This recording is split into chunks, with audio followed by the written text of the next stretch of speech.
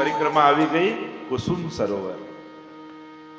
તમે પણ ગિરિરાજજીની ને આદિ પરિક્રમા કરતા હો, થોડાક આગળ જાઓ એટલે એક સુંદર મહેલ જેવું તમને કુંડની પાસે દેખાય. એ છે કુસુમ સરોવર. એમ જોવા જાઓ તો ઠાકોરજીનું આ ફૂલ ઘર છે. અહીંયા વિવિધ ભાંતિ સ્વામીજીના મનોરથથી સ્વામીજીએ વિનંતી કરી પ્રભુને કે એક સુંદર કુસુમનું ભરેલું એક સુંદર બગીચો તૈયાર કર.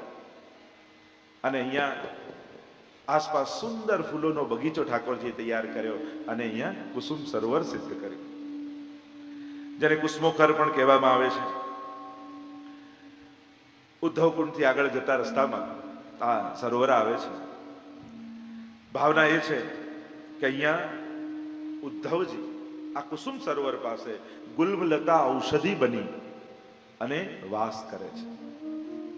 ઉદ્ધવજીનો અહીંયા વાસ છે કે જે જ્યારે ભ્રમર ગીતના અંતમાં તમે જોશો કે જ્યારે ઉદ્ધવજી વ્રજમાં ગોપીઓ સાથે જ્યારે ચર્ચા કરે છે, જે સંવાદ થયો છે, જે રંગ લાગ્યો છે, અને વંદન કરીને નીકળ્યા. માંગ્યું એ જ છે, બસ આ વ્રજની કોઈ ગુલ્મલતા ઔષધિ મને બનાવજો, જેથી આ ગોપીઓ જલ ભરવા જતી હોય તો ચાલતા ચાલતા એમના ચરણ મારા મસ્તક ઉપર પડે તો મારું જીવન ધન્ય થઈ જાય. અને ગુલ્મલતા ઔષધિ રૂપે ઉદ્ધવજી પોતે અહીંયા બિરાજમાન છે. ઉદ્ધવજી પ્રભુના પ્રિય સખા છે. એમે આ ભ્રમર ગીત ઉપર થયું આખી કથા તમે પત્ર લખીને જોયું, એમાં કૃપા કોના ઉપર થઈ? પ્રભુ તો ત્યાં જ રહ્યા, ગોપીઓ ત્યાં જ રહી, કૃપા તો ઉદ્ધવ ઉપર થઈ. બદલાયા તો એ ને, લાભ તો એમને મળ્યો ને.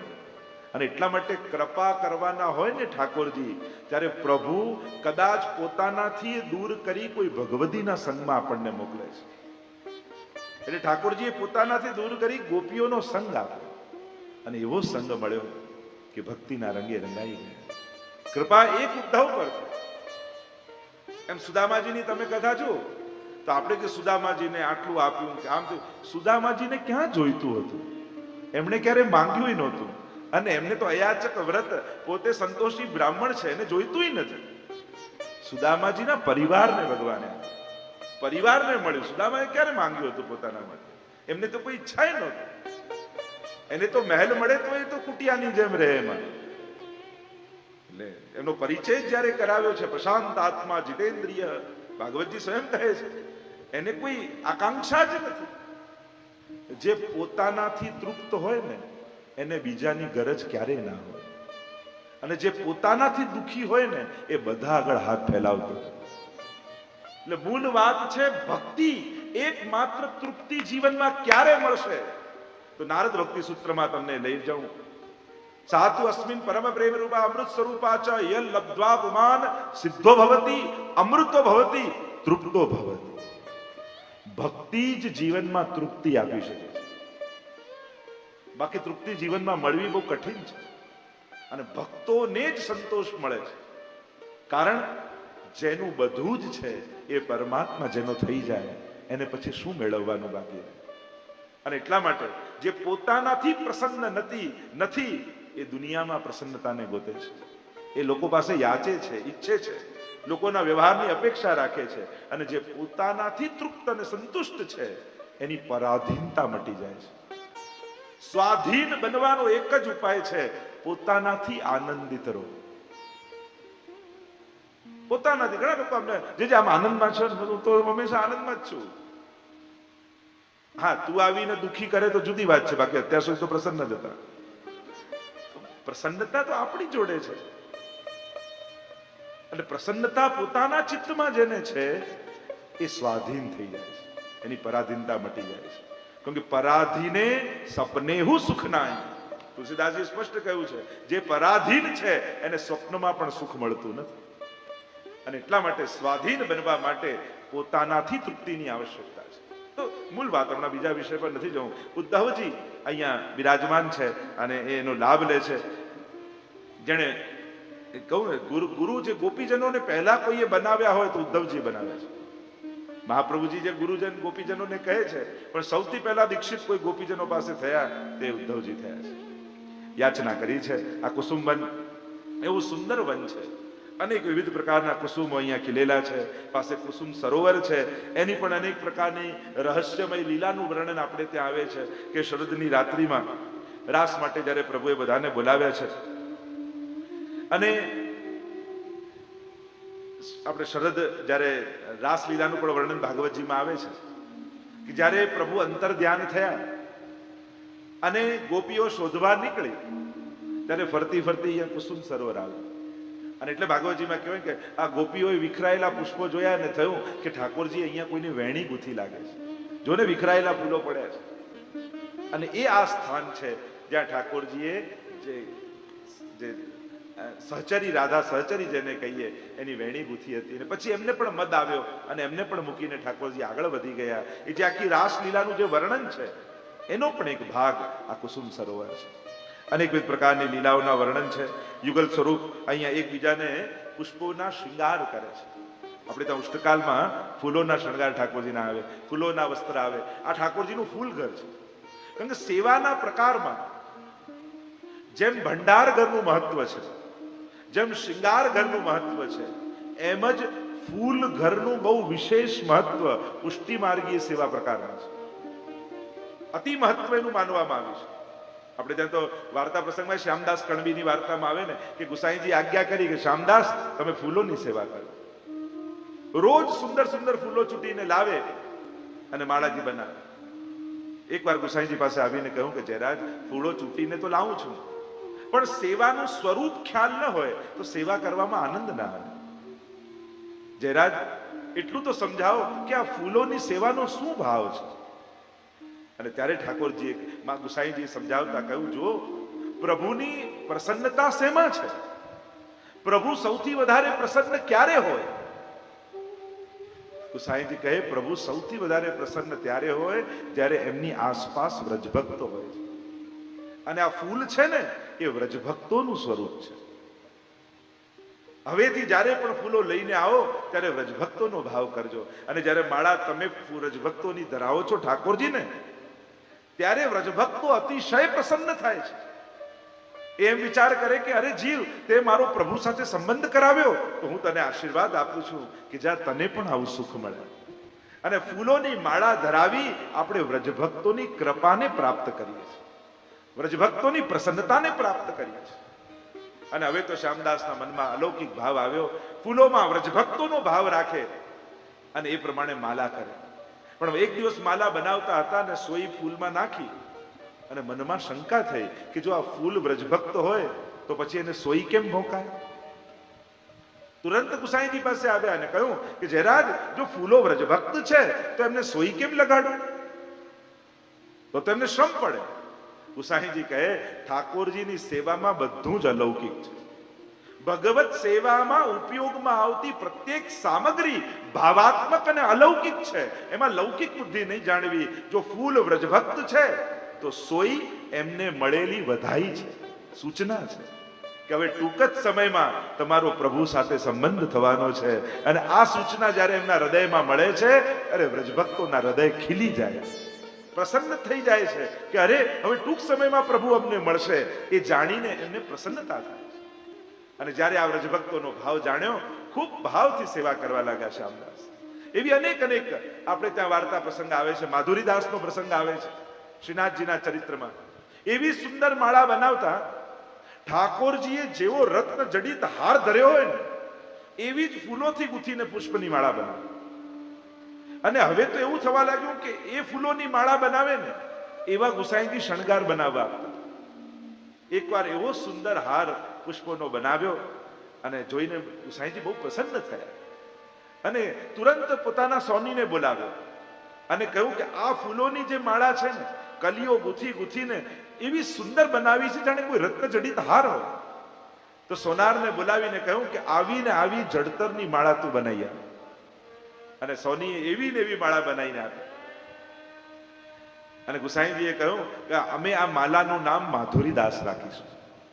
અને આજે પણ શ્રીનાથજી બાબાના પોશાખાનામાં બિરાજે છે.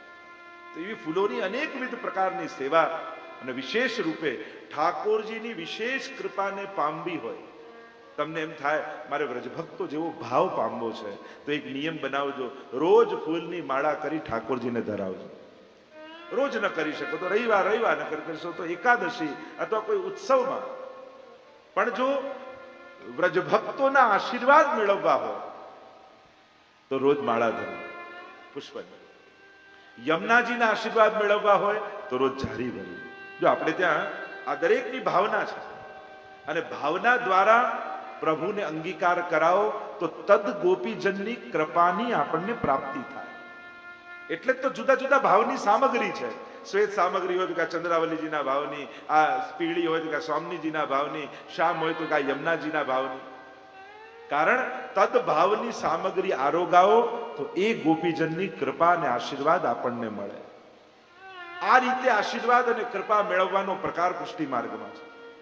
તો આ કુસુમ સરોવર એ ઠાકોરજીનું ફૂલઘર છે. ઠાકોરજી જ્યારે વનમાં આદિમાં પધારે ત્યારે ગોપીજનો અહીંયાથી પુષ્પો લઈને જાય અને કુસુમન રાવટી પુષ્પ વિતાન સુંદર ફૂલ મંડલીઓ, ફૂલન કી ગાદી, ફૂલન કે તકિયા આદિ અનેક અનેક કીર્તન સાહિત્યમાં પદો આવે છે અને અહીંયાથી વીણી અને આ બધા મનોરથો ઉષ્ણકાળમાં સિદ્ધ કરે છે. અને વિશેષ રૂપે આપણે ત્યાં જે હમણાં ઉત્સવ ચાલી રહ્યો છે એ છે સાંજીનો ઉત્સવ. સાંજી એ બ્રજનો ખેલ છે. જેમ ગુજરાતમાં અને બીજા પ્રદેશોમાં પણ જે ચિત્રકારીને અમુક દિવસોમાં રંગોળી કરવામાં આવે દિવાળી આદિમાં, એ રીતે આ માસમાં વ્રજની કન્યાઓ, કારણ કે વર્ષા થઈ હોય, સુંદર સુંદર પુષ્પો ઉગ્યા હોય ત્યારે પોતાના ઘરમાં જુદા જુદા પ્રકારની રંગોળીઓ કરે. ક્યારેક દિવાલ ઉપર કરે, ક્યારેક જમીન ઉપર કરે, ક્યારેક પાણી ઉપર કરે, ક્યારેક પાણીની નીચે કઠોળની, સૂકા મેવાની, રંગોની, પુષ્પોની. તો જ્યારે પુષ્પોની સાંજીનો સમય આવે ત્યારે આ કુસુમ સરોવરમાં સાંજી માટે પુષ્પો લેવા આવે. જો આ સેવાક્રમમાં સાંજીના દિવસોમાં ગુપ્ત રૂપે ઠાકોરજીના સખી ભેખના શૃંગાર થાય. ઠાકોરજી સખી બને એટલે કે સ્વયં સ્વામીજીને મળવા માટે ઠાકોરજી સખી બનીને કુસુમ સરોવર આવે છે.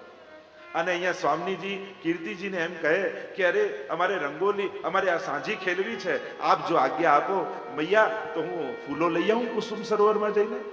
ત્યાં સુંદર પુષ્પોખર છે, સુંદર વન છે ફૂલોનું. તો સુંદર સુંદર પુષ્પો લાવીએ અને પછી સુંદર સાંજી કરીશું. કીર્તિજી કે ઠીક છે પણ જલ્દી પાછા આવજો હો, મળવાનું બહાનું છે. અને સ્વામીજી પધારે છે અને જ્યાં સ્વામીજી ફૂલો ચૂંટતા હોય ત્યારે ઠાકોરજી લઠ્ઠ લઈને આવી જાય, ઉભા રહી જાય કે અરે કોણ છો તમે બધા? બધી સખીઓને દાંટતા હોય એ રીતે ઉભા રહી જાય. આ વનનો રાજા હું છું, કુસુમબનનો અધિકાર મારો છે. મને પૂછ્યા વગર તમે કેમ ફૂલો ચૂંટી રહ્યા છો? અરી તુમ કોણ હોરી ફૂલવા બી ન નાઈ? મને પૂછ્યા વગર કેમ ફૂલો ચૂંટો છો? અરે અમે તો સાંજી માટે લેવા આવ્યા છે. તકરાર તો નિમિત્ત છે, વાત કરવાનું બહાનું છે.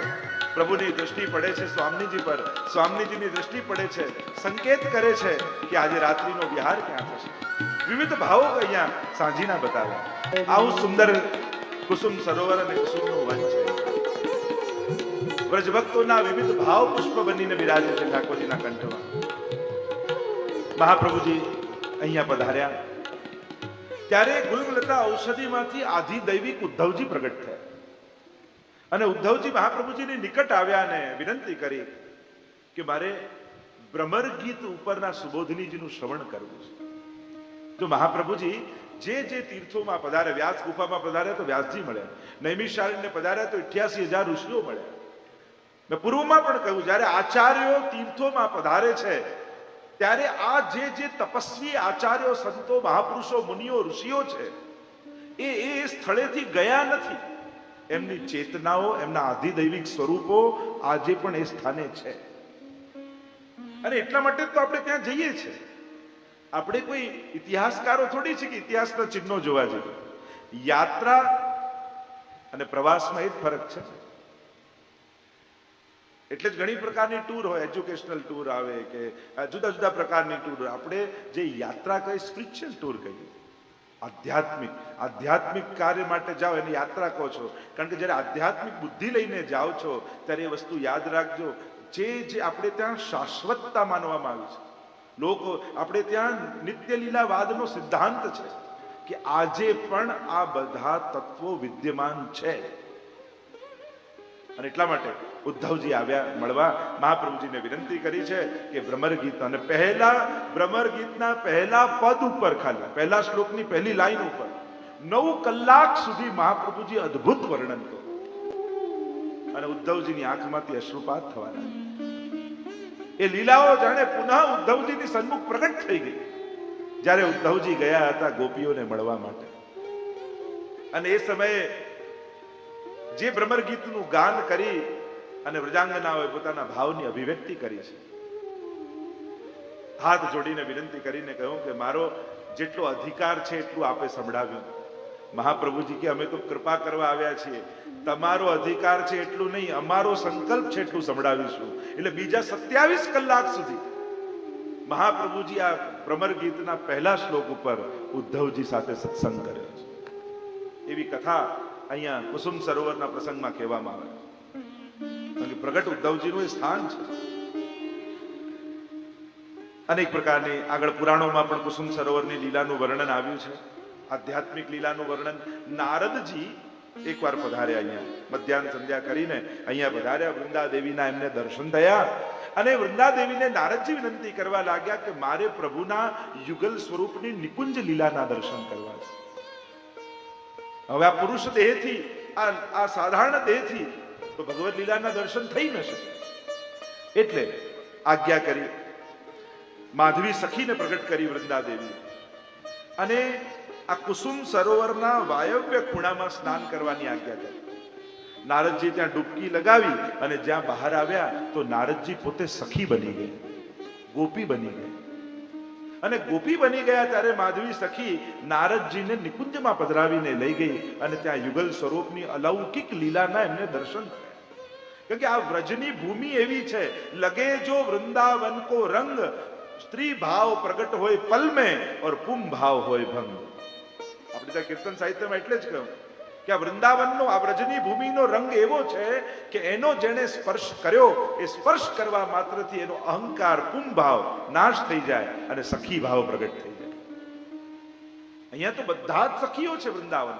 પુરુષ તો એક કૃષ્ણ છે. એટલે જ મીરાબાઈ અને રૂપ ગોસ્વામી, સનાતન ગોસ્વામીનો પ્રસંગ આવે છે ને કે જ્યારે પત્ર લખ્યો મીરાબાઈએ કે મારે આપની જોડે સત્સંગ કરવા આવું છે, ત્યારે એમણે ઉત્તર લખ્યો કે અમે કોઈ સ્ત્રીને મળતા નથી. ત્યારે મીરાબાઈએ સામે ઉત્તર લખતા કહ્યું કે મને તો આજે ખબર પડી કે વૃંદાવનમાં કૃષ્ણ સિવાય બીજો કોઈ પુરુષ પણ રહે છે. હું તો બધાને ગોપી જ માનતી હતી. વ્રજમાં જે રહે એ ગોપી છે. આ વ્રજની ભૂમિનો એ પ્રભાવ. એટલે જ અમારા વ્રજવાસી પણ કથા કરતા કહે કે આ કંસ આટલો બધો બળવાન હતો તો ભગવાનને મારવા વ્રજમાં કેમ ના આવ્યો? નજીક જ હતું ને. તો એવી કથા કહેતા એ લોકો કહેતા હોય કે એકવાર કંસને એમ થયું અને એને રાધાજીના રૂપના ગુણગાન ખૂબ સાંભળ્યા કંસે. અને કંસને કહ્યું, જાહેરાત કરી કે સમાજમાં જે ઉત્તમ હોય એના પર અધિકાર રાજાના. અને અહીંયા રાધાજીના રૂપનું જ્યારે પ્રશંસા સાંભળી એટલે કંસે સમાચાર મોકલાવ્યા રાધાજીને કે જે ઉત્તમ હોય એના પર રાજાનો અધિકાર, તો એ રાધાજી તમારા ઉપર મારો અધિકાર છે. તો રાધાજીએ પાછો પત્ર લખીને કહ્યું, જો તમારો અધિકાર હોય તો વૃંદાવન આવીને મને લઈ જાઓ. અને કંસ તૈયાર થયો વૃંદાવન જવા માટે. અને કંસે વૃંદાવન જવાની શરૂઆત કરી. જ્યાં મથુરાની હદ પૂરી થઈ અને વૃંદાવનમાં પગ મૂક્યો, પગ મૂકતાની સાથે કંસ સખી બની ગઈ, સ્ત્રી બની ગઈ. લગે જો વૃંદાવન કો રંગ, સ્ત્રી ભાવ પ્રગટ હોય પલ में ને પુમ ભાવ હોય ભંગ. હવે સ્ત્રી બની ગયો તો પાછું મથરાય ના જવાય ને વૃંદાવનમાં ના રહેવાય. કરવું શું? સ્ત્રી થઈ ગયો, હવે કયા મોડે પાછું મથરા જવું? અને અહીંયા તો બધી જ ગોપીઓ ટોળે વળી રાધાજીની પાસે આવી અને કહેવા લાગી, અરે આ નવી સખી ક્યાંથી આવી બ્રજમાં? અરે ચલો જે બી સખી આવી, કહ્યું કે આ તો મથુરાથી આવી છે. અચ્છા, તો આને સેવા કરતા શીખવાડવું જોઈએ. આને કઈ સેવા આપીશું? જો ફૂલની માળા બનાવતા તો આને આવડશે નહીં, સામગ્રી કરતા તો આને આવડશે નહીં. એમ કરો, આને છાણા થાપવા માટે બેસાડી દઈએ. અને ગોબર થાપવા માટે કંસને બેસાડી દીધા. અને કંસ થાપતા જાય અને ગોતે કે મને મારી રક્ષા કોણ કરે? અને એટલામાંથી વૃષભાનજી ત્યાંથી નીકળ્યા. એટલે કંસ દોડતો દોડતો ગયો, ચરણોમાં પડ્યો ને કહ્યું કે આપ કઈ કૃપા કરો કે મારું દુઃખ દૂર થાય. પૂછું કે તું છે કોણ? હરી સખી. અરે હું કોઈ સખી કે સ્ત્રી નથી, હું તો કંસ મથુરાનો રાજા છું. અરે તારી આ દશા, આ વૃંદાવનમાં પગ મૂકતા જ મારો પૂમ ભાવ ગયો, સ્ત્રી થઈ ગઈ. વૃષભાનજીએ કહ્યું એક જ ઉપાય છે, હમણાં ને હમણાં અહીંયાથી ભાગ. જ્યાં વૃંદાવનની હદ પૂરી થશે અને મથુરામાં પગ મૂકીશ તો પાછો તો પુરુષ થઈ જઈશ. અને કંસ તો પછી જે ભાગ્યો ભાગ્યો ભાગ્યો ભાગ્યો અને વૃંદાવનની હદ પૂરી થઈ અને મથુરાની હદમાં પગ મૂકતા જ કંસ પાછો પુરુષ થઈ ગયો. અને પછી તો સોગંદ ખાધા કે હવે વ્રજ જાય એ બીજો, હવે અસુરો મોકલીશ, બીજાઓને તેડવા મોકલીશ, અક્રૂરજીને મોકલીશ, પણ હું વ્રજમાં નહીં. એટલે એમ કહેવાય કે એટલા માટે કંસ વ્રજમાં ના આવ્યો. એ વ્રજવાસીઓની ભાવના છે. વિભિન્ન જુદી જુદી કથાઓ, કોઈના અનુભવો, કોઈના પોતપોતાના ભાવનાઓ, એના પરથી અનેકવિધ કથાઓ વ્રજમાં છે. તો આમ નારદજીને એમ થયું કે મારે આ યુગલ સ્વરૂપની લીલાના દર્શન કરવા છે. અને જ્યારે આ દર્શન કરવા માટે કહ્યું કે ગોપી બન્યા વગર આ સંભવ નથી, સ્નાન કરાવ્યું, ગોપી રૂપ ધારણ કર્યું, ભગવત લીલાના દર્શન કર્યા. પાછા નારદજી આવ્યા અને કહ્યું કે પુનઃ આપ સ્નાન કરો. અને પુનઃ સ્નાન કરાવ્યું અગ્નિ ખૂણામાં, અને સ્નાન કરાવીને જ્યાં બહાર આવ્યા ત્યાં પુનઃ નારદજી પોતાના મૂળ રૂપને પ્રાપ્ત થયા. અને આમ આ નારદજી આ જગ્યા ઉપર આવી અલૌકિક લીલાના દર્શન કર્યા. એવા ઉલ્લેખ પુરાણોમાં મળે છે. આ સરોવરમાં કમળ રૂપ ગોપીઓ છે અને કૃષ્ણ રૂપ ભ્રમરો છે.